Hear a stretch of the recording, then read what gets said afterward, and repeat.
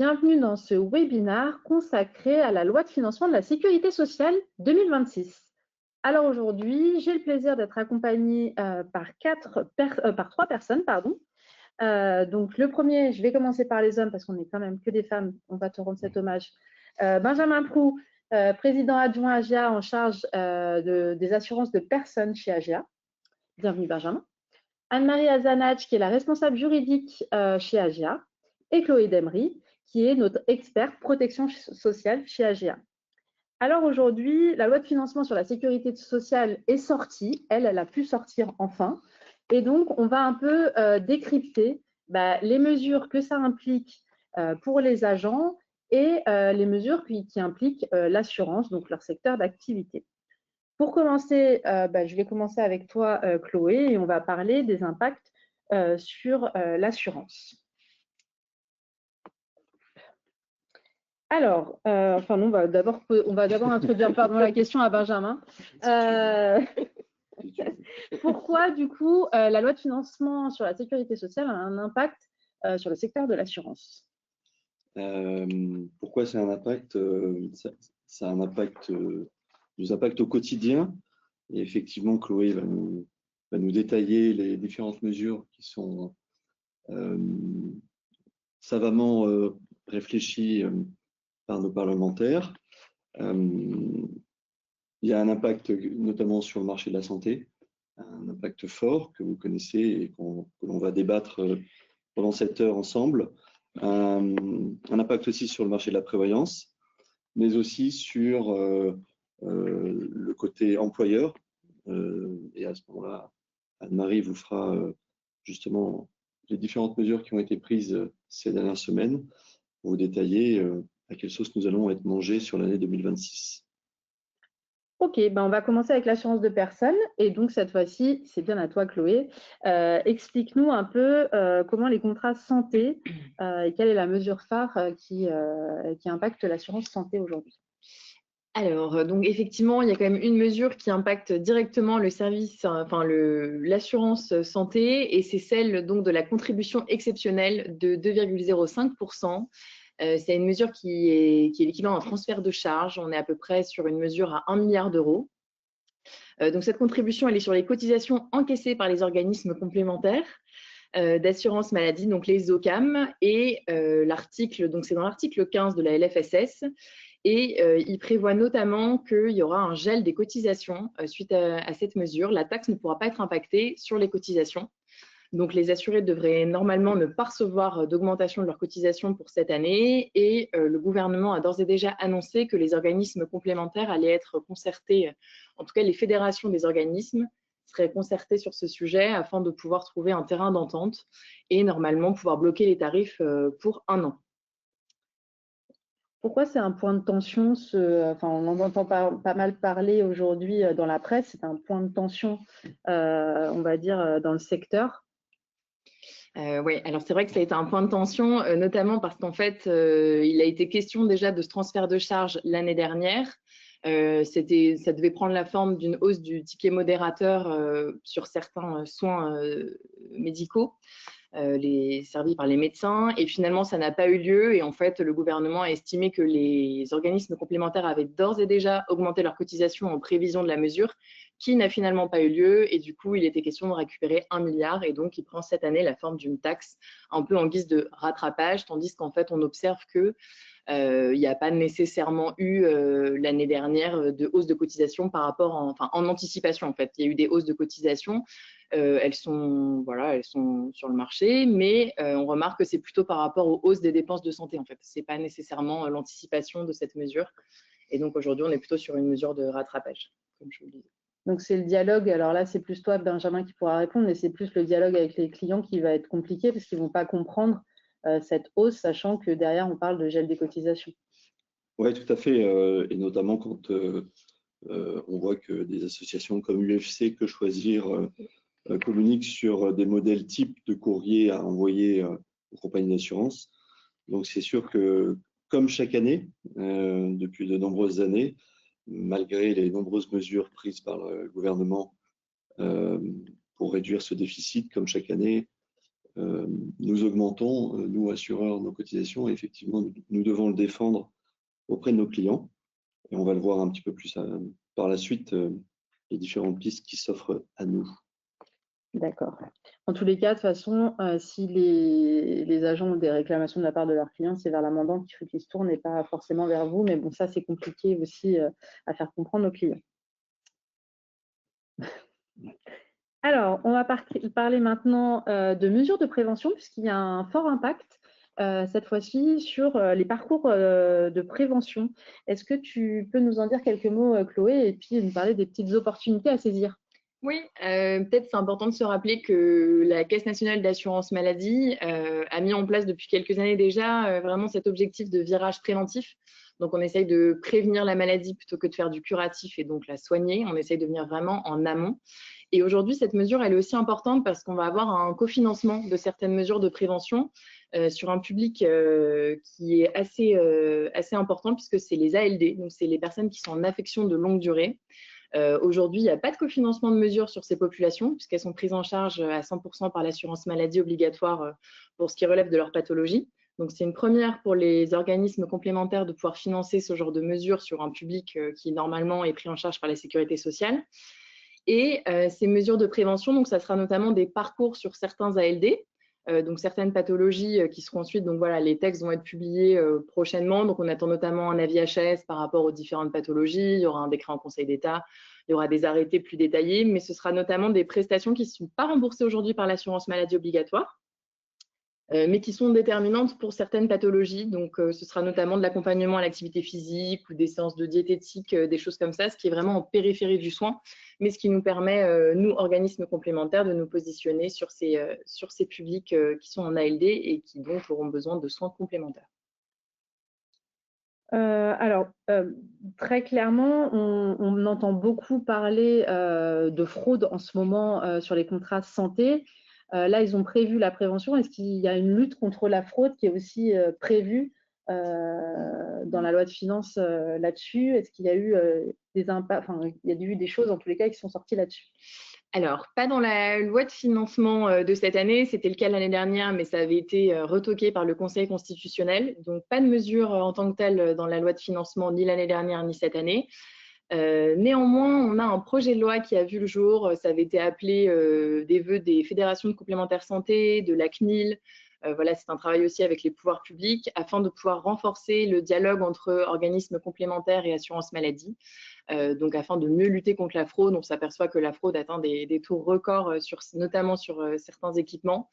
C'est le cas notamment pour certains équipements assez coûteux, comme ça peut être le cas des lunettes ou du dentaire, voire de l'audioprothèse. Donc, il y a effectivement un projet de loi qui vise à mieux coordonner la lutte contre la fraude, donc pouvoir échanger les données, voilà, pouvoir se dire entre assurance maladie obligatoire et organismes complémentaires qu'on peut dialoguer si on remarque de la fraude et voilà, pouvoir faire de la récupération lorsqu'il y a des indus. Benjamin, toi, est-ce que tu penses que ces évolutions, tant sur le parcours de prévention que, même si ce n'est pas dans notre cadre de lutte contre la fraude, vont vous permettre de mettre en lumière votre conseil ou, enfin, en tous les cas, votre accompagnement auprès des clients? Oui, tout à fait. Je pense que c'est deux bonnes pistes intéressantes pour nous, réseau de distribution et bout de chaîne, effectivement, avec nos clients, justement par rapport aux différentes augmentations qui ont eu lieu ces dernières années. Avec la commission assurance de personnes que l'on anime ici chez AGA, on est assez promoteur sur le sujet de la prévention. Et je pense que c'est une bonne piste, ces parcours coordonnés.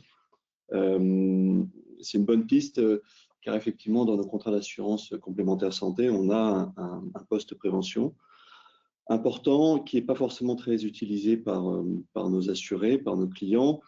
Et je pense qu'il n'est pas forcément mis en avant par nos collègues agents généraux d'assurance au quotidien. Et selon nous, il y a un vrai sujet là-dessus, sur la prévention. Et effectivement, plutôt que de guérir, mieux vaut prévenir, notamment sur les ALD, hein, puisque c'est, comme l'a dit Chloé, ça touche un certain nombre de personnes.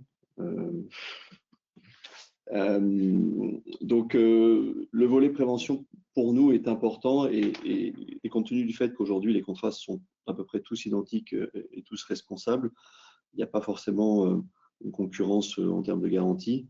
Peut-être que le sujet prévention sera demain le conseil à donner. Deuxième sujet, c'est, et ça c'est quelque chose que la fédération AGA veut porter, notamment sur le sujet de la fraude, qui est un sujet important, dont on entend parler beaucoup ces derniers mois, ces dernières années, parce qu'effectivement, la fraude semble être avérée, que ce soit en santé, mais aussi en prévoyance, on en parlera plus tard, peut-être. On viendra juste après. Peut-être juste après, parce que je pense qu'on a un vrai rôle de conseil et de sensibilisation par rapport à ça. On estime la fraude en santé à peu près 14%, donc 14% du prix. Donc je vous laisse imaginer si nous avions une baisse de 14% sur nos cotisations, ce serait quand même plus intelligent. Et donc ça fait quand même un client sur 7, ou du moins un acte sur 7, ce qui est quand même assez important. Donc je pense qu'on a quand même un rôle important à jouer au quotidien avec nos clients par rapport à ce sujet-là. On aura forcément un prospect ou un client avec lequel on pourra échanger qui aurait été peut-être tenté par la fraude, au moins une fois sur 7. Et voilà, donc on va passer le message et on va être assez promoteur sur ce sujet de la fraude, tout comme celui de la prévention. Ok, donc tu l'as bien dit, on va parler un peu maintenant prévoyance et arrêt de travail.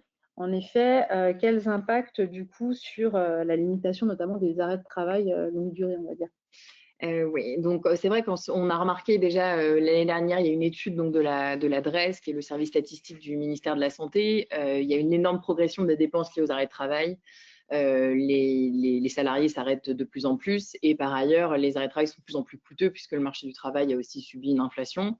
Donc, on arrive à des dépenses assez colossales et là, l'objectif était de retrouver la maîtrise des indemnités journalières.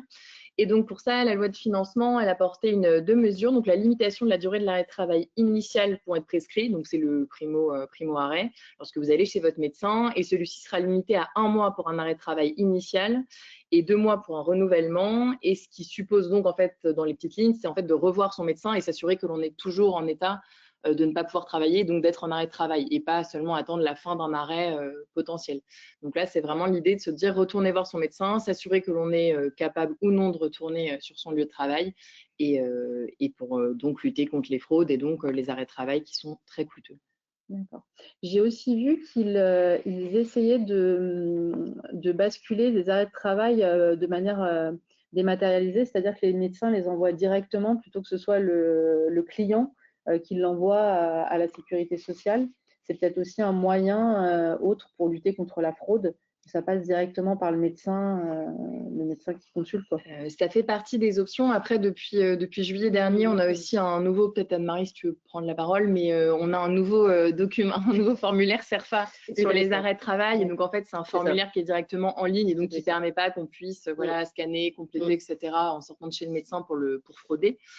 Ou pour modifier des données qui sont dessus tout simplement. Donc, c'est aussi déjà un premier pas dans la lutte contre la fraude, en tout cas sur la prévoyance, de pouvoir faire un document sécurisé, rempli par le médecin en direct de la séance. D'accord. Et toi, Benjamin, côté là aussi conseil à vos clients entreprises sur la prévoyance, vous le faites, je pense. Est-ce que là, ça va impliquer que vous alliez les voir aussi peut-être un peu plus pour leur parler de tout ça? Oui, évidemment, Aurélie. Évidemment, on va tous aller les voir. Non, mais je ne sais pas. Est-ce qu'aujourd'hui, ils sont demandeurs? Parce que je pense que les arrêts de travail, vous, ça vous embête en tant qu'assureur, mais eux, en tant qu'employeur, ça ne doit pas être génial non plus, quoi. Non, mais c'est pas évident. C'est un vrai sujet, puisqu'en plus, au milieu de tout ça, on a aussi le sujet de la santé mentale qui intervient et qui multiplie le nombre d'arrêts de travail ou la fréquence ou leur durée. Donc, en même temps, on est acteur de la détection ou de la sensibilisation à la santé mentale, et en même temps, on veut aussi ne pas surmultiplier le nombre d'arrêts de travail. Donc, c'est sûr que c'est un sujet qui n'est pas évident. Ce qui est certain, c'est qu'il faut en parler, et que ce soit de la santé mentale, par exemple, ou de la fréquence et le nombre d'arrêts de travail. Après, j'ai le sentiment qu'aujourd'hui, les employeurs RH sont peut-être un petit peu débordés. Donc, ils ont peut-être besoin d'accompagnement et justement de notre aide pour les aider sur cette fréquence et sur le coût, parce que ça a aussi un coût sur le travail, évident pour tout le monde. Donc, là-dessus, on milite beaucoup sur la prévention par rapport à ce nombre d'arrêts de travail. Alors, on va passer maintenant à l'épargne et à la retraite. Là aussi, un petit peu avant de passer à la partie employeur. Benjamin, que faut-il retenir sur cette partie-là pour les agents? Alors, là, comme ça, tout de suite, en 2 mots, on n'a pas eu de grande révolution cette année, malgré les nombreuses velléités. On a entendu beaucoup de choses avant que ça sorte. Malgré l'ingéniosité de certains ou de certaines. Au final, on s'en sort, on s'en sort bien. On a une stabilité de nos produits d'épargne, retraite, assurance vie. Le PER, dont on a entendu parler, notamment sur une éventuelle obligation de liquidation à la retraite, n'est pas impacté. Le PER restera tel qu'il est aujourd'hui. J'ai plutôt même tendance à être assez optimiste sur le développement du PER et son développement notamment au niveau de l'entreprise, par le biais de l'épargne collective entreprise. Alors, ce n'est pas forcément un sujet d'actualité pour le gouvernement, puisqu'on est plutôt sur un report de la réforme des retraites. Donc, ce n'est pas forcément le moment pour eux de transférer la charge sur la capitalisation. Mais on sent bien que voilà, ça frémit par rapport au marché de la retraite PER en entreprise. Donc là-dessus, on a un gros rôle d'information, de développement de ce marché-là auprès de nos TPE, PME et chefs d'entreprise. Ça, c'est extrêmement important. Côté assurance vie, idem, on n'a pas eu d'impact ou de rabotage sur des éventuels droits de succession, avantages fiscaux ou sociaux. Là où il faut être vigilant, c'est sur la réflexion que l'Europe peut mener en ce moment, depuis déjà de nombreuses années, à savoir que l'Europe, un certain nombre de pays européens ont plutôt tendance à imaginer que l'assurance vie devrait être systématiquement robotisée avec une offre très standardisée pour éviter justement l'intermédiation et éviter justement le conseil humain. Bien évidemment, on défend le contraire. Et il est important de conserver et d'avoir ce devoir de conseil, cette intervention, cette intermédiation qui fonctionne très bien en France. Et d'autant plus qu'on a le sentiment qu'aujourd'hui, il y a un gros volet sur l'éducation financière à apporter à nos clients. On sait qu'aujourd'hui, la culture financière des Français est pas vraiment… pauvre, tu peux le dire. Est assez pauvre, sans jeu de mots, malgré le fait que nous soyons l'un des 2 pays les plus épargnants au monde, avec un taux d'épargne qui vient d'atteindre là un record historique. Donc c'est assez antinomique, voilà, par rapport au fait que cette épargne que l'on accumule, notamment en grande partie sur des livrets et un peu sur l'assurance vie, cette épargne, on n'en fait pas grand-chose. Donc moi, je crois beaucoup aujourd'hui à l'éducation financière. On a aujourd'hui le devoir de conseil qui reste important et incontournable, mais notre rôle d'agent général, à mon avis, et la différence qu'on peut avoir, c'est justement sur ce sujet-là, car on se rend bien compte au quotidien qu'il y a une vraie pauvreté sur ce sujet.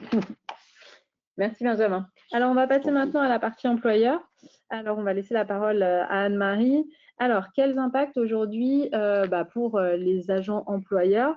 On va commencer par la rupture conventionnelle. Qu'est-ce que tu peux nous dire? Alors, ce que je peux vous dire, alors tout d'abord, je tenais à dire qu'il y avait dans notre branche professionnelle des agents généraux d'assurance, il y a à peu près 7800 employeurs. Donc, sur ces 7800 employeurs, effectivement, il y a énormément de ruptures conventionnelles parce qu'il y a à peu près 21% de ruptures conventionnelles dans le cadre des ruptures par rapport au licenciement, démission, donc ce qui est plutôt énorme.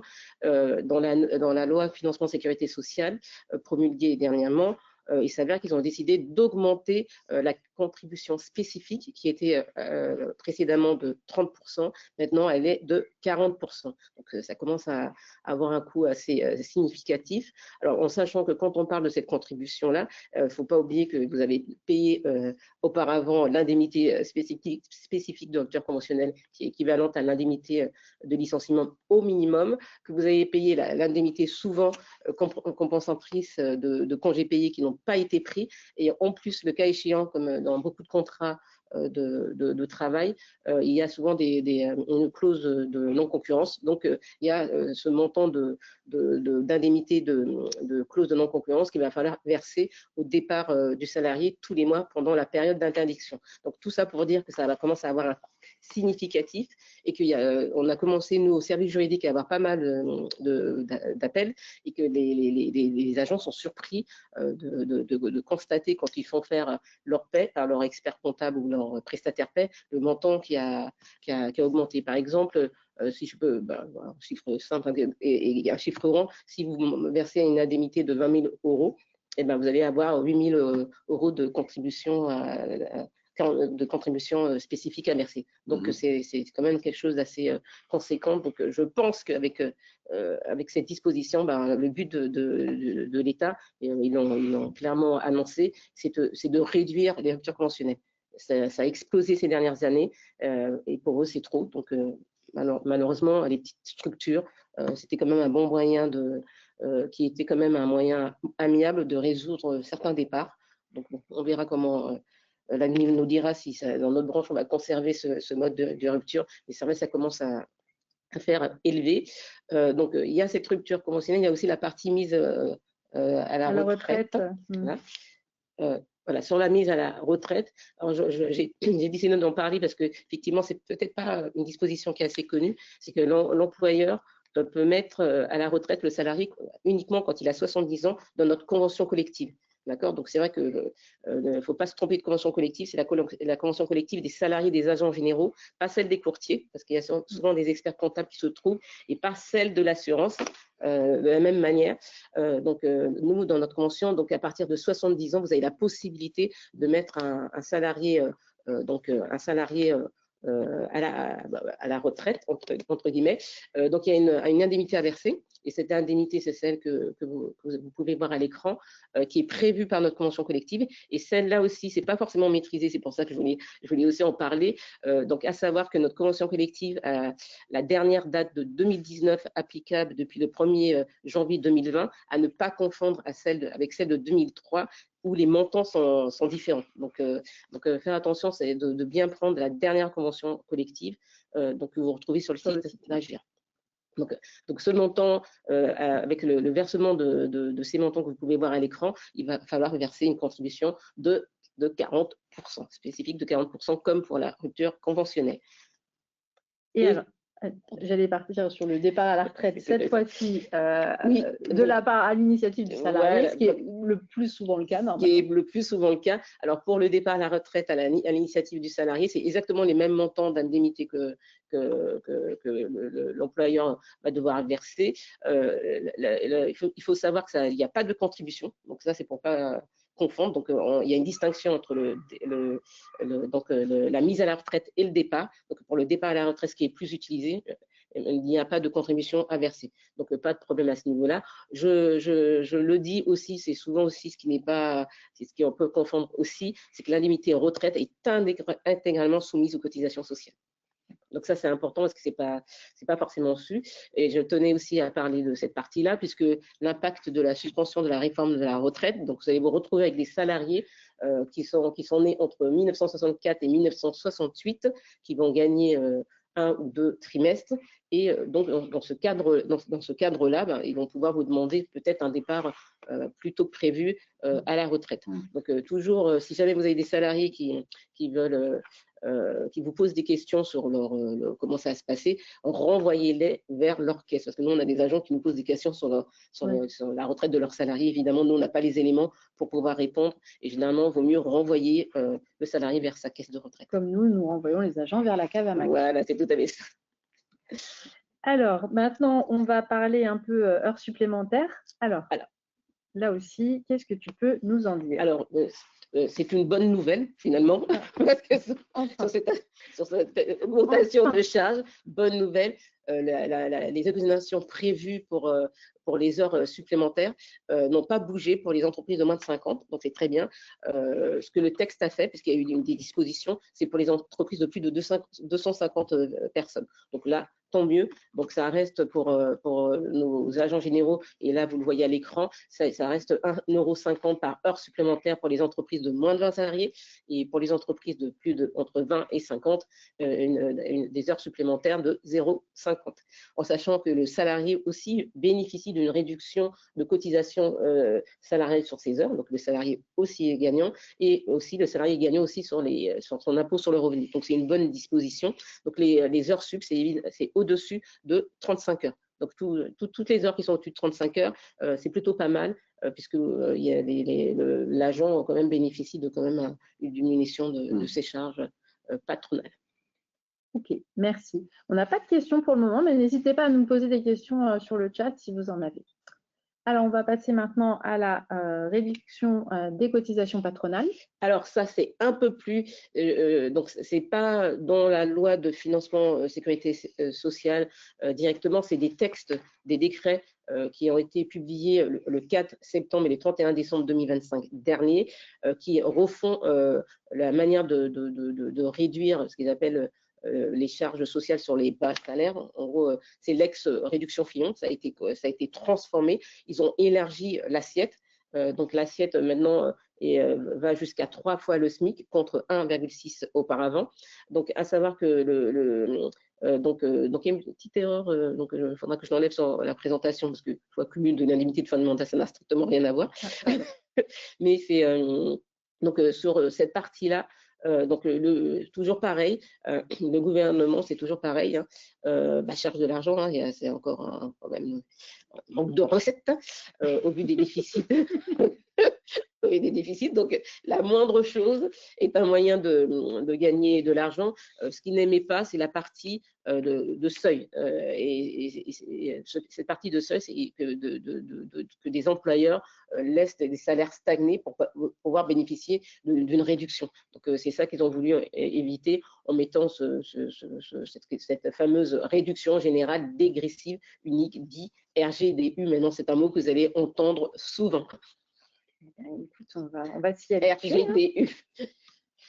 Alors ça, j'ai déjà eu des appels en début d'année. Alors là, ça fait un petit peu hurler. Effectivement, les cotisations maladie et familiales ont été supprimées.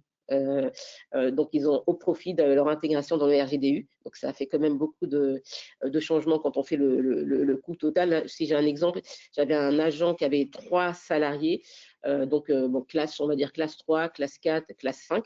Donc, ce qui est pas, donc, il s'est retrouvé avec 10 000 € d'augmentation de charges. Son comptable lui a fait les comptes 10 000 €. Il voulait faire une augmentation de salaire de 2%. Et en prenant ces éléments-là, il s'est retrouvé avec 10 000 €. Le problème, c'est qu'il s'était avancé en amont en proposant à ses salariés ces augmentations sans faire le calcul de ses charges. Donc, effectivement, là, malheureusement, il va devoir les payer. Mais c'est vrai qu'avec ce système de réduction, le but, c'est effectivement jusqu'à, on va dire, 1,5 SMIC, vous allez avoir des réductions, mais plus vous vous rapprochez des 3 et plus finalement vous n'avez pas grand-chose. En clair, le principe c'est ça.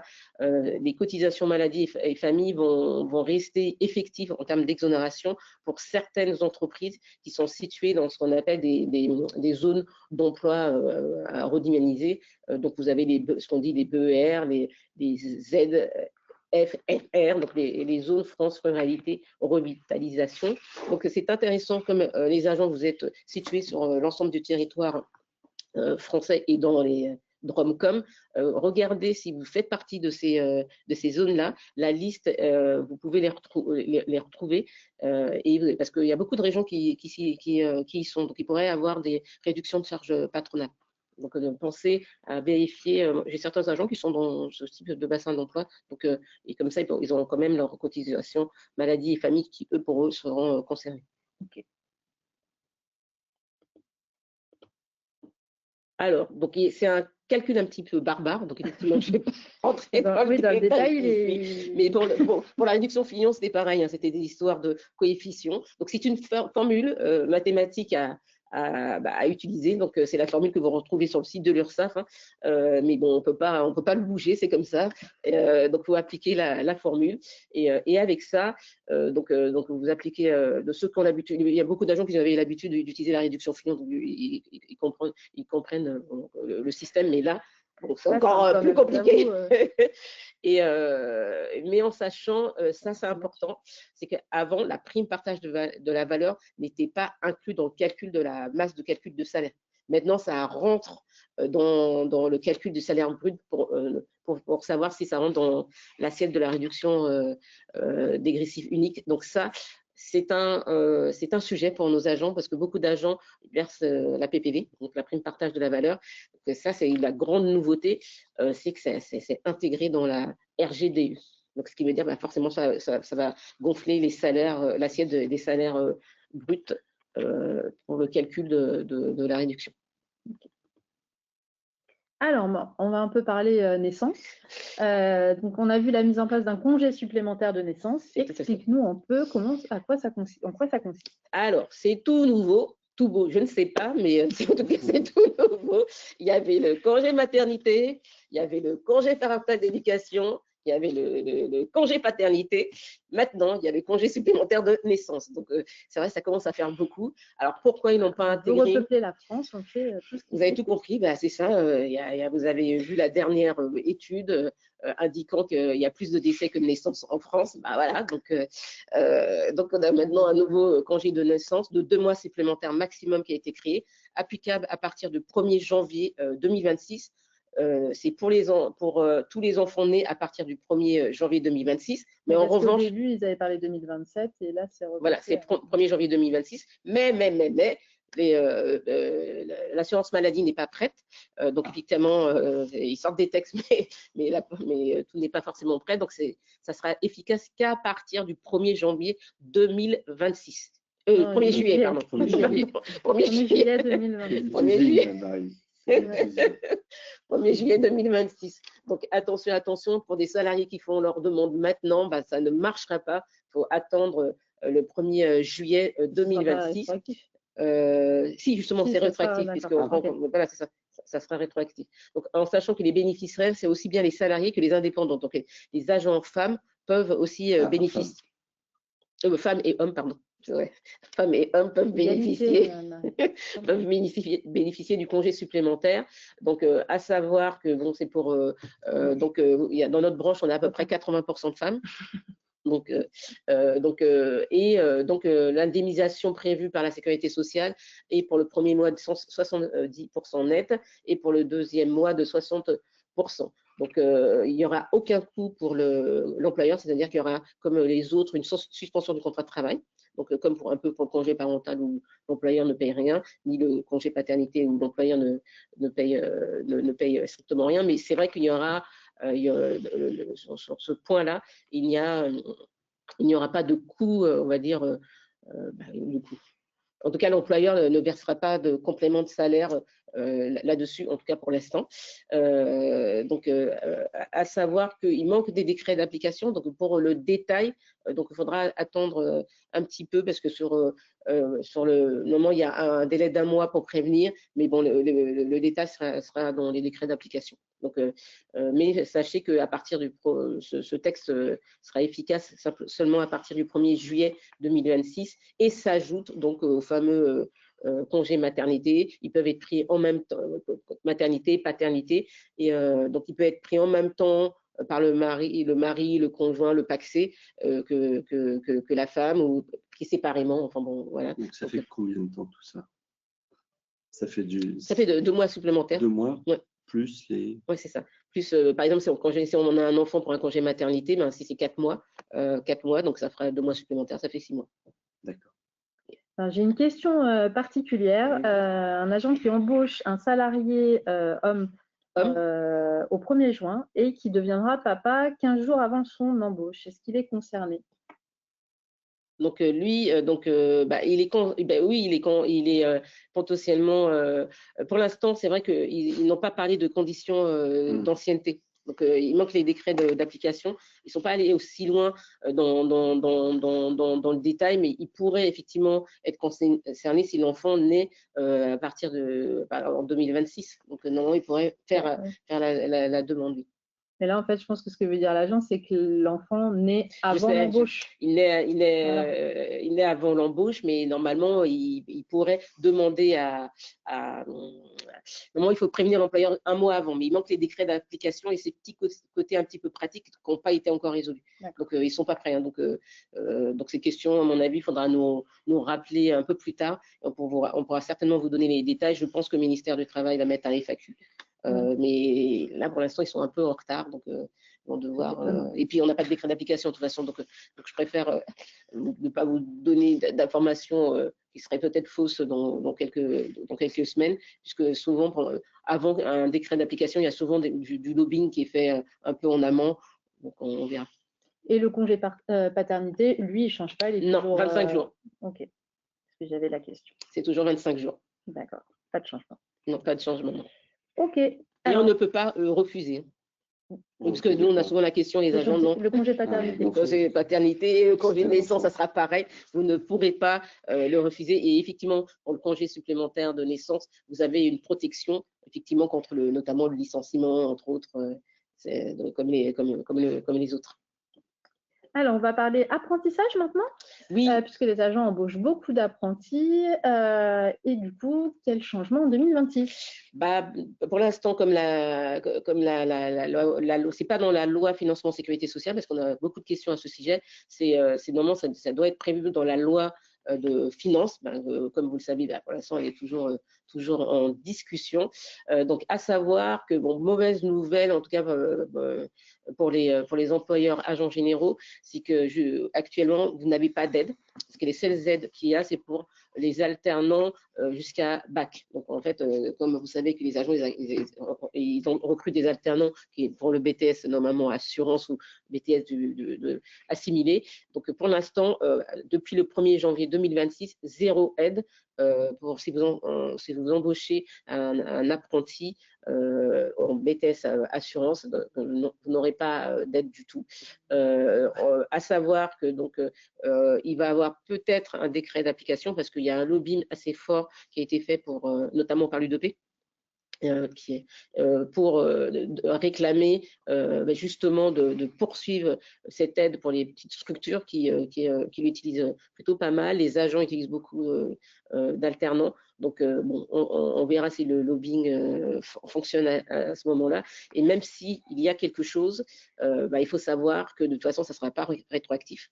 Donc, malheureusement, ça ne sera pas du tout rétroactif et c'est mal parti pour avoir quelque chose. Donc, je préfère, même si on a quelque chose, ça va encore baisser. Vous avez vu qu'il y a un mouvement depuis l'année dernière, 1er janvier 2025, ça baisse. Donc, toujours pareil. Au sein de l'organisme France Compétences, c'est l'organisme qui gère la partie formation continue et apprentissage. Pareil, toujours pas d'argent, gros déficit. Et donc, on préfère favoriser les apprentis qui n'ont pas le bac ou assimilé bac. Alors, j'ai un agent qui me dit, moi, j'ai un apprenti en BTS depuis le 5 janvier, il a bien touché l'aide. Oui, mais le CERFA, il a été signé quand? Oui, il a dû être signé. Je pense que le CERFA a été signé avant. Okay. Parce que là, on vient d'avoir, je sors d'une réunion paritaire, donc l'OPCO Atlas a confirmé ce détail-là. Non, ça ne sera pas pris en compte. C'est-à-dire qu'en plus, l'OPCO quand même. L'OPCO ne versera rien. D'accord. L'OPCO ne versera rien. On les a eu tout à l'heure et on était en réunion paritaire. Ils ont confirmé qu'ils ne verseraient rien. Donc là, ça s'arrête au 31 décembre 2025. C'est tout à fait ça. Si tu as signé ton CERFA avant. Mais que tu l'embauches après, c'est bon. Mais que tu l'embauches après. Si tu as signé ton CERFA avant, l'aide, tu l'as. parce que c'est au titre. L'aide, tu l'as parce que tu l'as signé avant le 31 décembre. Donc on rassure notre collègue. Ouais, c'est tout à fait ça. À mon avis, c'est pour ça que j'ai dit qu'à mon avis, vous avez signé votre CERFA avant. Salomon, tu peux être rassuré. Voilà. Merci pour toutes ces remontées d'informations. Benjamin, je te laisse un peu le mot de la clôture, puisque toi, tu es agent assurance de personnes, employeur. Donc, qu'est-ce que tu peux nous dire pour conclure cette belle présentation sur la loi de financement de la sécurité sociale? Écoute, moi, j'aimerais surtout que nos collègues retiennent un message important, notamment sur celui de la santé et de la prévoyance, puisqu'on sait qu'en santé, on est arrivé au bout du système, notamment sur le marché de la complémentaire santé. On va avoir du mal à faire bouger les lignes sur le contrat responsable. Il y a des velléités de le faire, hein, faire bouger les lignes sur le contrat responsable, à savoir peut-être le faire revenir à son essence même de contrat d'assurance, et peut-être enlever un certain nombre de floritures qui sont venues se gréver ces dernières années. Oui, on est au bout du système, donc par rapport à notre rôle, qui n'est pas forcément toujours très, très marrant au quotidien, puisqu'on ne fait aujourd'hui que défendre les politiques tarifaires de nos compagnies mandantes. Voilà, il faut effectivement qu'on reprenne le dessus et qu'on ait ce rôle de conseil, notamment sur la prévention, comme on l'a dit tout à l'heure. Ce que vous a présenté Chloé est quand même intéressant, c'est une bonne piste. Mais pour ça, il faut aussi éduquer nos clients. Ça, c'est extrêmement important. Sur le marché de la santé et notamment sur le marché du médical, c'est très difficile de faire bouger les lignes, les mentalités, de faire bouger voilà, comment se soigner, comment se guérir. Et c'est vrai que lorsque l'on va expliquer à une personne en ALD, notamment, qu'il faut peut-être passer par un autre parcours de soins préventifs plutôt que tout ce qui se fait déjà depuis de nombreuses années, ça va prendre du temps. Et là-dessus, notre petit niveau d'agents généraux d'assurance, les 13 000 que nous sommes, je pense qu'on a un rôle important à jouer. Ça, c'est une première chose. Le deuxième, sur la sensibilisation importante et grave du sujet de la fraude. J'en reviens, on en parle, on en reparle, mais je n'ai pas le sentiment que les collègues et que tout le monde ait pris la mesure de l'importance de ce sujet-là, qui pèse très lourd dans le système social, dans nos complémentaires santé notamment. 14%, c'est beaucoup. Voilà, on sent que les compagnies d'assurance commencent à bouger un petit peu les lignes, à avoir des services spécifiques, fraude, de détection, et on le voit dans nos compagnies en interne. C'est pas forcément toujours apprécié par nos collègues agents généraux qui ont l'impression d'être effectivement surveillés. Et je pense que c'est pour la bonne cause. Aujourd'hui, on voit qu'il y a beaucoup de fraudes avec les banques en ligne, avec des attestations forcément maladie qui ne sont pas forcément toujours bonnes, avec un corps médical et notamment un certain nombre de professions médicales qui abusent et qui continuent d'abuser, qu'on connaît tous de près ou de loin, et qui continuent d'abuser malgré le fait que ça soit quand même aujourd'hui extrêmement informatisé et standardisé. On a toujours encore au téléphone quelqu'un qui nous appelle en nous disant que sa deuxième paire de lunettes de solaire n'est pas remboursée. Donc voilà, donc je pense que par rapport à ça, il faut essayer de sortir du contrat en lui-même et de la garantie classique du quotidien, puisqu'elle est quasiment identique d'une compagnie à une autre, et de prendre le dessus en mettant en avant ce sujet de la prévention et de la fraude.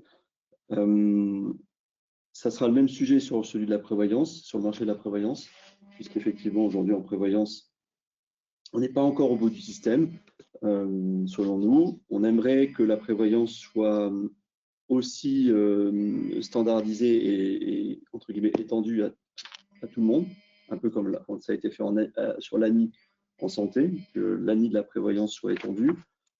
Il y a le sujet de la prévoyance qui reste encore en suspens, dont on n'a pas parlé du tout aujourd'hui, ni dans le projet de loi de finances, c'est celui des auto-entrepreneurs, qui est aussi un un autre marché qui représente quand même à peu près 1 million d'auto-entrepreneurs.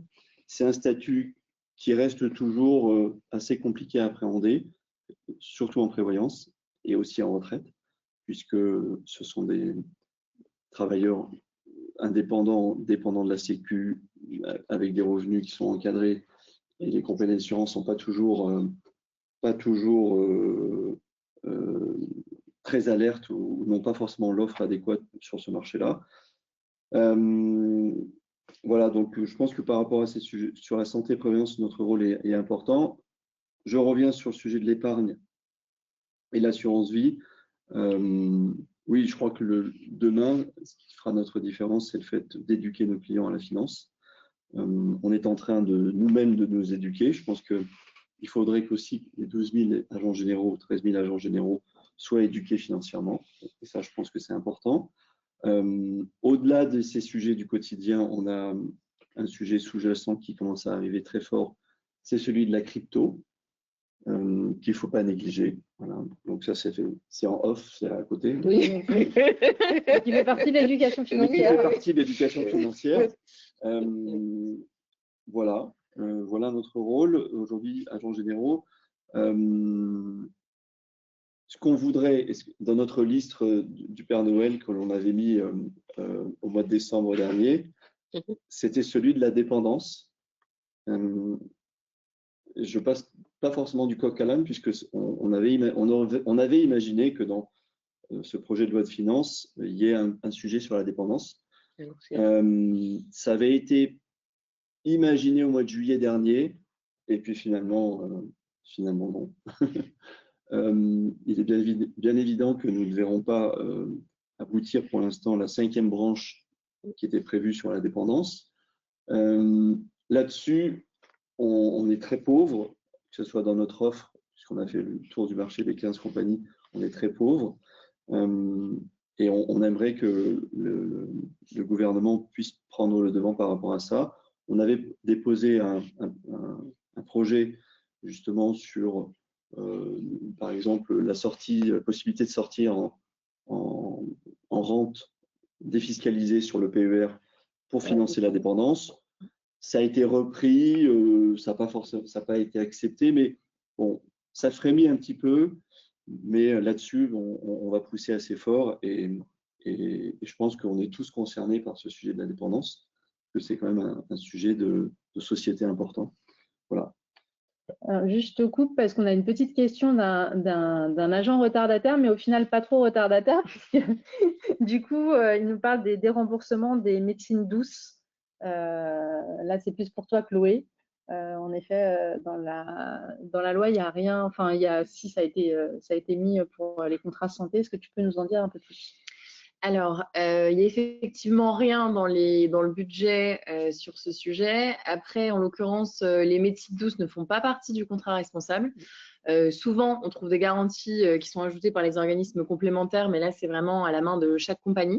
Donc, il n'y a pas d'obligation de remboursement sur ces postes-là. Et en l'occurrence, c'est vrai que l'une des pistes pour modifier un petit peu le contrat responsable, c'était justement d'interdire ou en tout cas de supprimer le remboursement des médecines douces pour les mettre un petit peu plus en option et pas les mettre obligatoirement dans les contrats, puisqu'on s'aperçoit qu'en fait les gens les consomment dès l'instant qu'ils les ont dans les contrats, ils les consomment, même si ce n'était pas forcément une demande initialement. Donc voilà, donc aujourd'hui il n'y a pas d'obligation de remboursement des médecines douces, c'est pas non plus dans le contrat responsable, donc c'est pas dans le budget, mais la question se pose de les retirer afin d'alléger le contrat responsable et surtout ne pas le faire peser sur les ménages. Je voulais juste rajouter, parce que comme on parle de santé et prévoyance, vous savez qu'on a un accord de branche pour les deux, un accord prévoyance et un accord complémentaire santé. Et en parlant, comme effectivement on parle de la partie ostéopathie, c'est vrai que dans notre accord de branche, nous, on prévoit on a un tableau où on met tous les postes où les prestataires d'organismes de santé sont censés pouvoir rembourser. Et normalement, l'ostéopathie en fait partie. Je vous dis ça peut-être dans notre accord de branche, mais effectivement au niveau de la CNAM et l'assurance maladie. Ok. Eh bien, merci à tous les trois. Vient le temps de se quitter. Je vous remercie pour vos interventions. On vous enverra de toute façon le support et le lien vers le replay demain. En tous les cas, merci. On a testé un nouvel horaire. Dites-nous aussi si ça vous convient davantage. Et puis, en attendant, on vous souhaite une bonne fin de journée et à très bientôt. Au revoir. Au revoir. Au revoir. Au revoir.